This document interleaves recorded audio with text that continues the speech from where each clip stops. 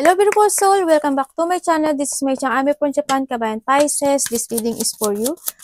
December 15 to December 21, 2024. Maraming salamat muna sa akin mga subscriber, new subscriber, cross-watcher, at sa mga bagong pasok dyan. Welcome na welcome kayo sa bahay ni Ate Aimee. Salamat din sa nakataba ng puso ninyong mga comments.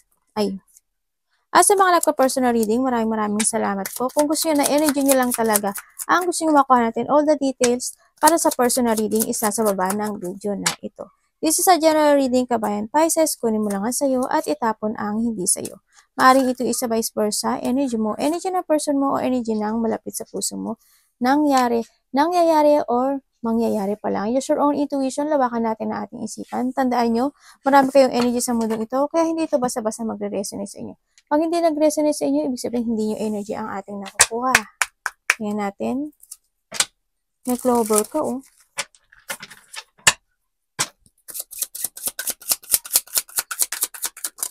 Para kay Pisces.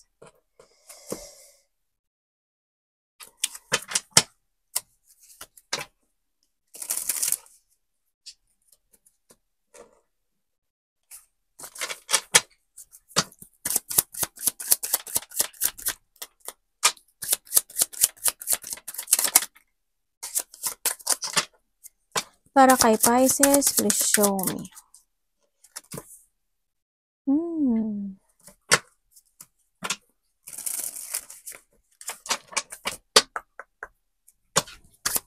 Pisces, December 15 to December 21, 2024. Uy! Ano ito ate? Kailangan malayo. Malayo talaga kailangan.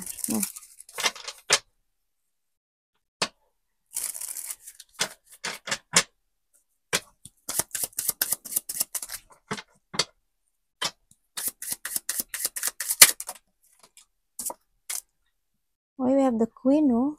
Sino yung Queen? Maaring ikaw or the King and the Queen. Maaring ikaw yan or kaya kapatid mo, ate mo, nanay mo. Ganun. Tita mo. Diba? Kasamaan mo sa kaibigan mo. Okay, so nakita ko sa'yo dito. May mga happiness ako nakikita sa'yo, pero handun yung pagdadalawang isip din sa nakita ko ito. Siguro, may mga pagkikita kasi ako nakikita na mga malalapit sa puso. Ganyan. There's a small happiness, may mga opportunity o may mga gagawin ka na gusto mo this time, no? Iba sa inyo,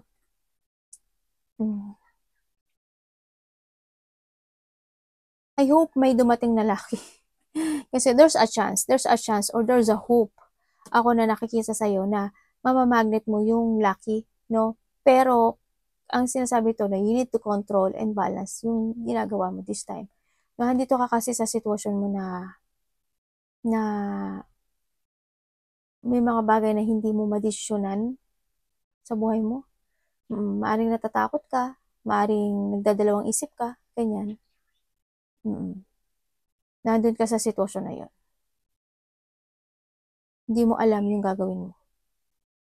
Pero masaya ka naman daw. Parang dito ka nga sa sitwasyon na Yan, this week kasi may mga sitwasyon na maaring hindi ka makapag-desisyon kaagad or maaring ayaw mong mag-desisyon o ayaw mong harapin yung takot mo, ayaw mong mag-crossroad sa sarili mo, ganyan. Halimbawa, i-release mo yung sarili mo sa isang sitwasyon na mali, ganyan, para ma-magnet mo si Lucky. Diba? Ganon. O nakita ko dito. And also, pinag-uusapan ka raw. Maaaring kasamaan mo sa trabaho or family mo. Pinag-uusapan ka. Yung mga small problem, yes, may excitement ako nakikita sa'yo kasi there's a happiness ako nakikita sa'yo. Sa iba. Kaso, may konti nga lang pagkabalisa. May tao kasing nababalisa. Maaaring yung family mo nababalisa sa'yo or ikaw nababalisa ka sa kanila. Diba?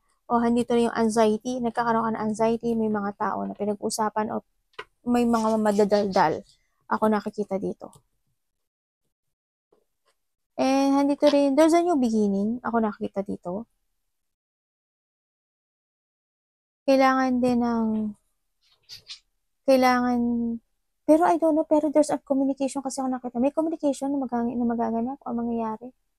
May communication from the family, ako nakita. Maaaring dito sa taon na to, ganyan. O sa kaibigan, may communication daw ikaw na marireceive. Parang may handi siya situation na, or mariremanizing mo yan. Handi yung situation na pagkakaroon ng new beginning or you start, or you need to start a new beginning in your life. Sinasabing ganun. May beginning naman ako nakikita pero kasi may blockage ka dito. No? Kasi why na handito si fish? Handi yung pabago-bago yung isip mo, hindi mo rin alam kung saan yung direction mo this time. Kaya ang nakita ko, kahit na magkakaroon ng new beginning sa'yo, kahit na kailangan mo mag-move on, medyo may blockage ako nakikita sa'yo. Na yung pagkalito kasi. Nagiging ano ka lang dito, nagiging binabalance mo lang yung sitwasyon mo na meron ka ngayon. Ganyan. Kumbaga, hindi ka talaga totally free sa mga gusto mong gawin. Ganun nakikita ko.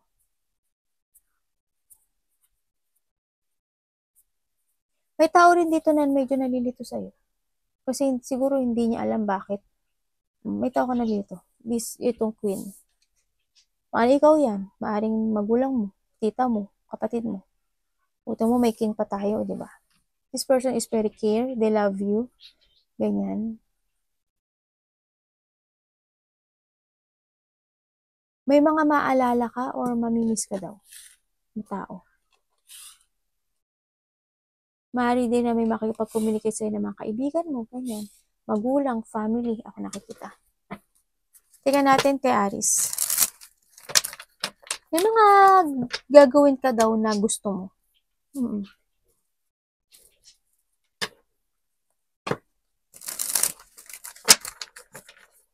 Tingnan natin.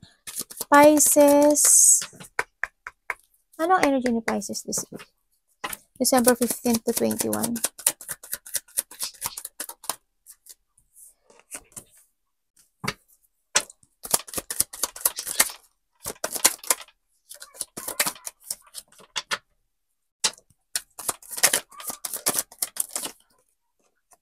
Parang nagwawala yung ano mo yun. No?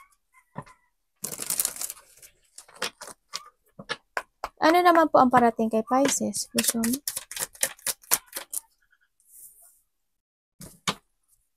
Ano po ang parating kay Pisces?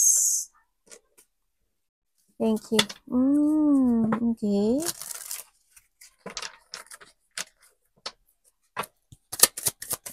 Universe, ano dapat iwasan ni Pisces this week?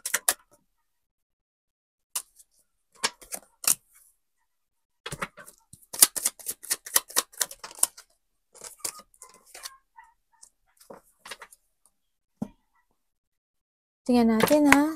Bakit ang energy mo is the 10 of Cups and the 7 of Pentacles? Bakit ang energy ni Pisces is the 10 of Cups and the 7 of Pentacles?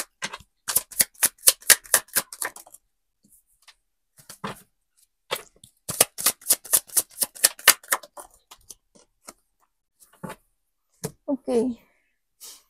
Okay, ang energy mo ngayon is, yes, merong mga may mga kasiyahan, ano? Ako nakita, either to your family or to your friendship. Yan, may mga situation daw na gano'n. Ako nakikita, maari may mag-aaya sa'yo. Ang energy mo kasi is a happiness. Yes, collaboration, celebration, cooperation, going a gathering, pupunta sa mga parties, a joy. It's more on joy.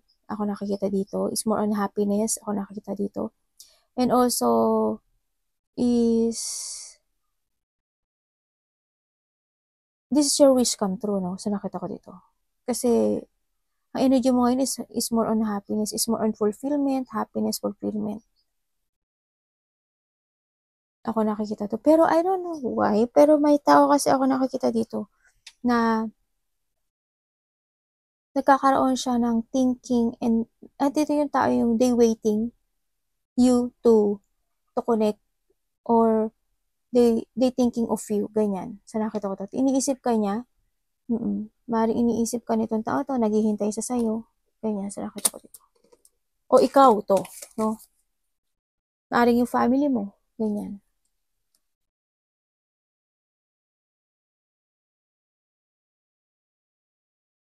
Kasi kung titingnan ko dito, alam mo, kasi there's an offering, di ba? Kung titingnan ko dito, ibig sabihin, mas masaya ka kasama mo yung kaibigan mo. Sa iba sa inyo ha. Kasi may tao dito na naghihintay para mabuo. Ganyan. Pero, ang nakikita ko dito is, parang dito ka sa situation na in a way na masaya ka, na gusto mo. Ganun sa nakita ko dito. Maari may mga makikilala ka rin ng mga bagong kaibigan sa nakita ko dito. May mga ganun sa iba. May mga pupuntahan kayo na celebration parties kayo. Tingnan natin ang parating sa'yo. Energy mo is happiness. Happiness, collaboration, cooperation, fun, joy. Ganyan. May mga tao daw na sinusuportahan ka sa nasusuportahan ko, sinusuportahan mo sila ganyan. Parating sa'yo is bakit po?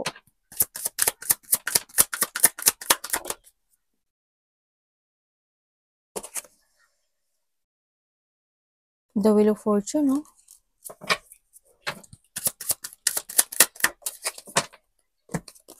Parating sa'yo,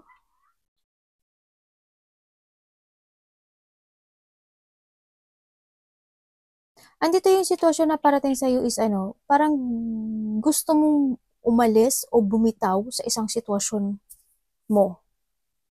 Maaring sa family mo, maaring sa relasyon mo, ganyan. Yan ang parating sa'yo. Parang you want to release or bumitaw o yun eh. Kasi sinasabi dito, ano eh, parang may tao kasing lumalayo. Ganyan. O ikaw ang lumalayo dito. Kasi nakita ko sa'yo, iba yung direction mo dito. Siguro andito nga yung ginagawa mo, yung gusto mo, ganyan. Mas masaya ka kasama yung friend mo. Sa nakita ko dito. Or vice versa tayo ha. Kasi why? May tao dito na hindi ko alam kung bumibitiw ka o inaabandonahan mo sila. Sa nakita ko dito. Yun ang parating sa'yo. Parang paglayo o pagbitiw. Kasi alam mo sa sarili mo kung ano yung gusto mo. Alam mo sa sarili mo kung ano yung direksyon na tatahakin mo. Ganun. Parang mas gusto mo yung, yung tinatahak mo this time. Sa nakakita ko dito. Parang magkakaroon ka daw ng clarity this time. Sa iba sa inyo, magkakaroon kayo ng clarity to know what direction na gusto mo sa buhay. Ganun. And then, syempre, iba sa inyo is meron daw kayong mga maaalala, ma-reminiscing ng mga tao na malapit sa iyo, ganyan. May mga communication din ako nakikita dito. Sinasabi rin dito, alam mo, Pisces, na meron daw isang situation na meron ka daw ginagawa na isang sitwasyon na ikakabaksak mo. Hindi ko alam pero yun. Siguro hindi kayo lahat makaka-resonate doon. Pero, kasi we have the tower, di ba? Meron ka daw ginagawa na isang sitwasyon na ikakabaksak or isang sitwasyon na pabaksak. Ganyan. Halimbawa, relationship. Di ba parang ayaw mo na doon. Parang ganun na. Parang pupunta ka sa gusto mong way. Ganyan. Halimbawa, sa family, ganyan. O sa trabaho, ganun din. Ang nakikita ko dito. Ganyan. And then also, may nakikita ko dito, expect the unexpected. There's a crisis. Ako nakikita, mga problema. Ako nakikita dito. Hindi ko lang alam kung may mga nagpapadoktor o may mga confine. Ako nakikita. Doon. Tingnan natin. Ang dapat mo iwasan. Ang dapat mo iwasan is the king and the moon. Bakit po, universe? Para kay Pisces. Tandaan nyo ha, baan ito is vice versa.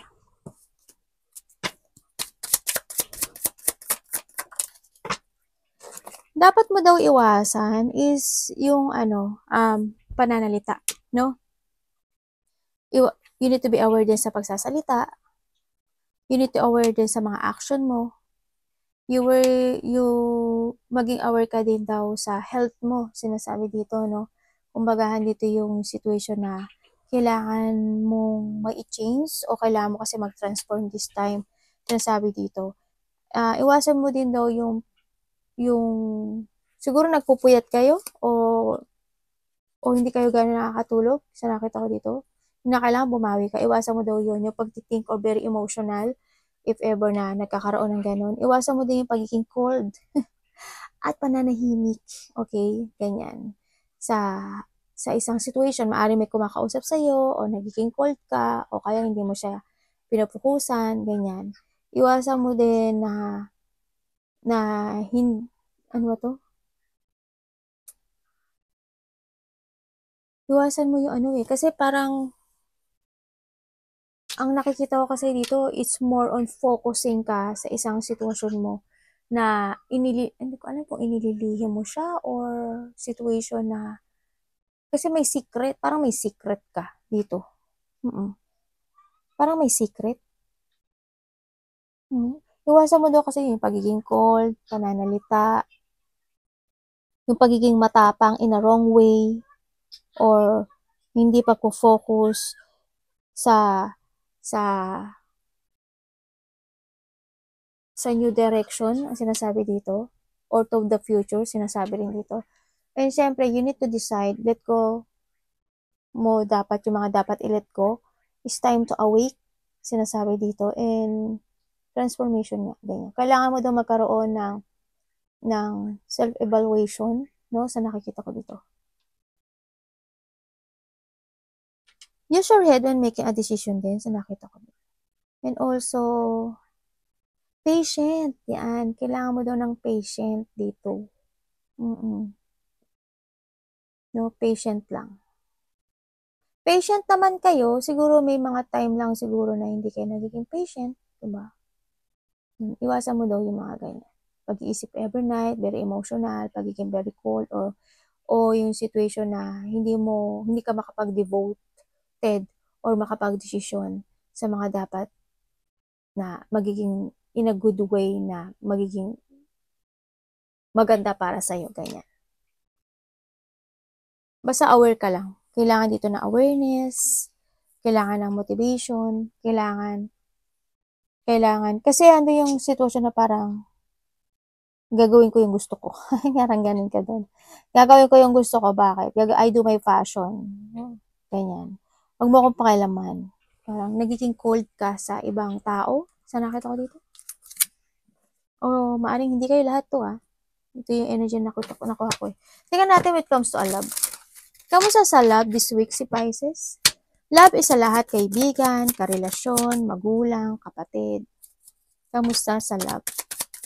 Parang someone's hiding something. May tao nagsisinungaling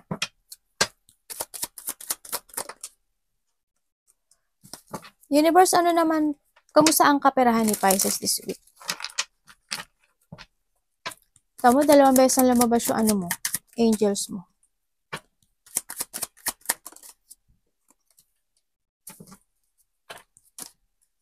Kamusta po sa kaperahan si Pisces this week?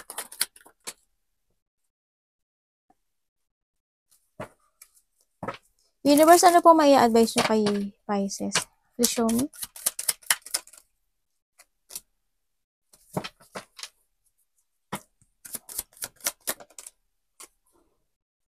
Thank you. Okay. May burden ka, no? Universe, bakit po night and judgment? Sorry. Wait, it comes ito sa lab na to.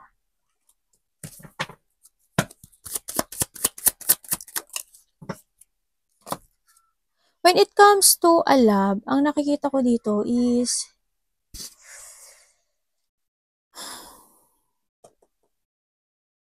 there's a person here na they feeling lost. Or there's a person is na baka lonely, no? Dito. Maaaring may withdraw ka sa sarili mo o may withdrawal ako nakikita dito.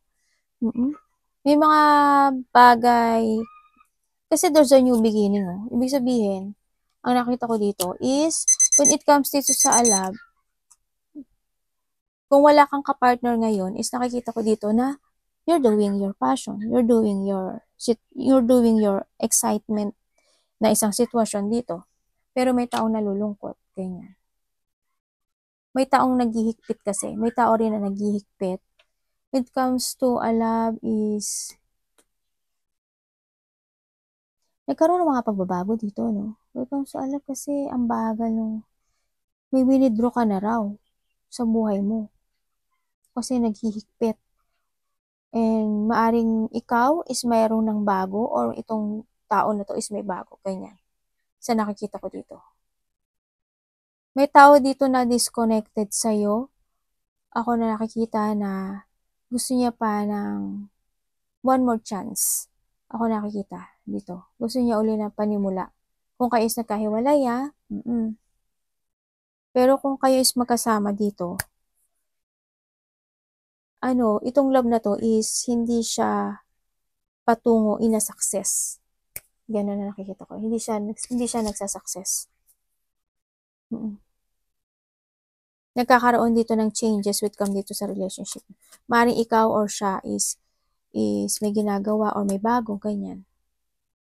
Kasi may tao dito na very cold. May tao na ginagawa niya yung gusto niya dito. Tingnan natin when it comes to your, baluga. To your money. Money niya this week. Ay, 3 of Swords. Naloko na. Bakit po, universe?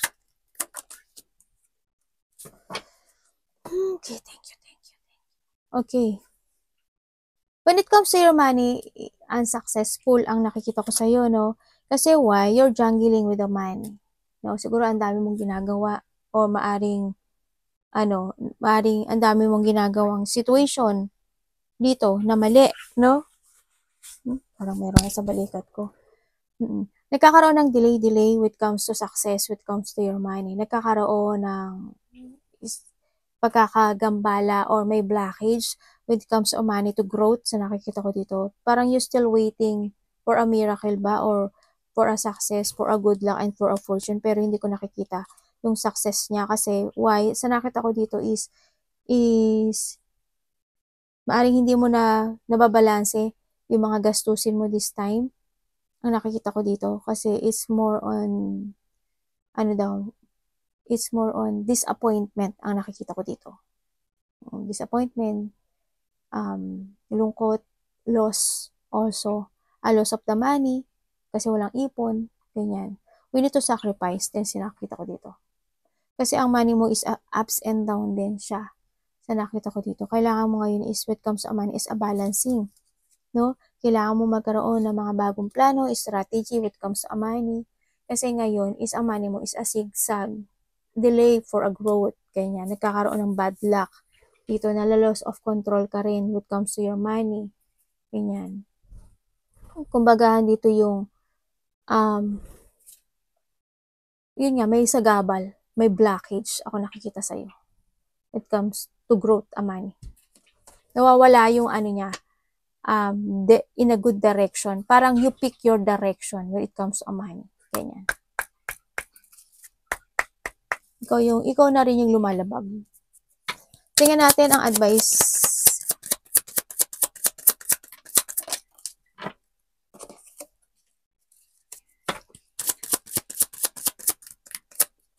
Universe. At the end, magkakaroon ka ng problema and burden. Pag hindi mo, nasa sa'yo yun, how you handle your money. Kasi, pera mo naman yan. Dapat dito is ikat mo na ikat, You need to see the fact. Then, dito. When it comes to decision, actions, ganyan. Ang advice sa'yo is, ang sinasabi dito is, make a new horizon. Sinasabi, follow your dreams, follow your goal, keep moving to reach your goal. And, siyempre, you need to control and balancing yung mga sitwasyon mo na nangyayari this time. A relationship when it comes to your family, a situation when it comes to your work, place, money, fashion, ganyan, goal, ganyan, sa nakita ko dito. Kasi why? There's a person here na you are supporting pero binabackstab ka. No, sa nakita ko dito. Kailangan dito is a shipment or Or may mga ginagawa ka rin siguro na ano, na it's more on jungling eh. It's more on ano eh. Ang nakikita ko to. Jump to your fashion, a new passion. Okay? A new direction. Okay? Ang nakita ko to, a new horizon. Ang sinasabi dito, no? Yan. Follow your dream, your goal. Keep moving. Kailangan dito ng movement. Ibalik mo yung strength mo. Ibalik mo yung confident mo. Ganyan. And don't be jungling. Kailangan dito na magkaroon ka ng evaluation, no, sa mga sitwasyon mo na meron ka ngayon. Kailangan mo ngayon ng balancing. Kailangan mo magkaroon ng adoption or magkaroon ng mabalanse o makontrol yung mga sitwasyon mo this time. Ikat mo yung mga dapat ikat. No, you're a very smart person, Pisces. Alam mo yung tama sa mali.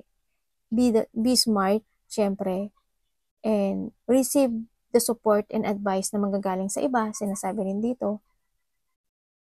Pagiging totoo sa sarili, in a good way ha, in a good way. Ang nakikita ko dito. Self-care ha, kailangan mo din daw ng self-care and save money. Ang nakikita ko to. Start to create again yourself. Kung kinakailangan i-reset mo yung sarili mo from the top, from the zero, kinakailangan nyo. Start a new beginning with yourself. It comes sa sitwasyon mo ngayon, no? Arigato namaste, God bless.